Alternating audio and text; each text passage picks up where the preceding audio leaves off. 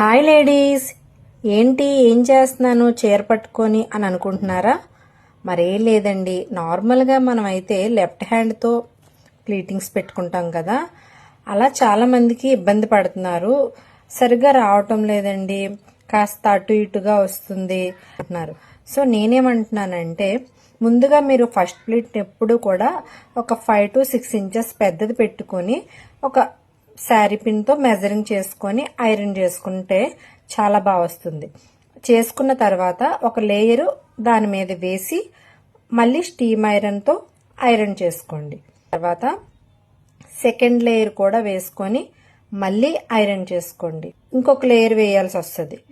ఇలా మనకి 4 to 5 layers వేసుకున్న తర్వాత మనకి 9 ప్లీట్స్ అనేవి వస్తాయి. పెట్టుకుంటే 13 ప్లీట్స్ కూడా వస్తాయి. నేను చేసినట్లు మీరు గనక చేసినట్లయితే మీకు 9 ప్లీట్స్ అనేవి వస్తాయి. ఇలా మనం ఐరన్ చేసుకున్న తర్వాత కలిపి ఇంకొక ఫోల్డ్ చేసుకోవాల్సి వస్తుంది. ఇలా చేసిన తర్వాత మనం ఐరన్ స్టీమ్ ఇచ్చుకుంటే కరెక్ట్గా వస్తాయి అన్నమాట.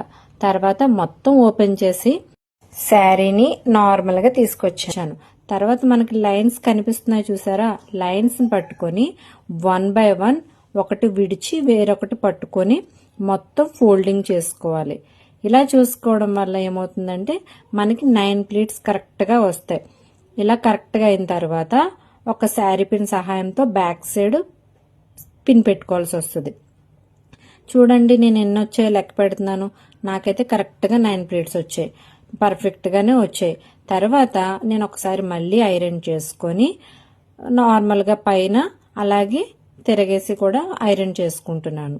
ఒక పెద్ద క్లిప్ సహాయంతో ఒక మూర మనం మెజర్మెంట్ చేసుకొని అంత నీట్గా స్ప్రెడ్ అయ్యేలా ఐరన్ చేసుకుంటున్నాను. అంటే ఎప్పుడు కూడా ఒకటి గుర్తు పెట్టుకోవాలి, మనం ఒక మూర అయిన తర్వాత కొంచెంగా మనకి షోల్డర్ వరకు వచ్చే వరకు మనం ఐరన్ చేసుకుంటే కాస్త అటు ఇటుగా రాకుండా కరెక్ట్గా వస్తాయి. మరి మీకు నచ్చిందా? నచ్చితే తప్పకుండా ఫాలో చేసేసేయండి. Thank you.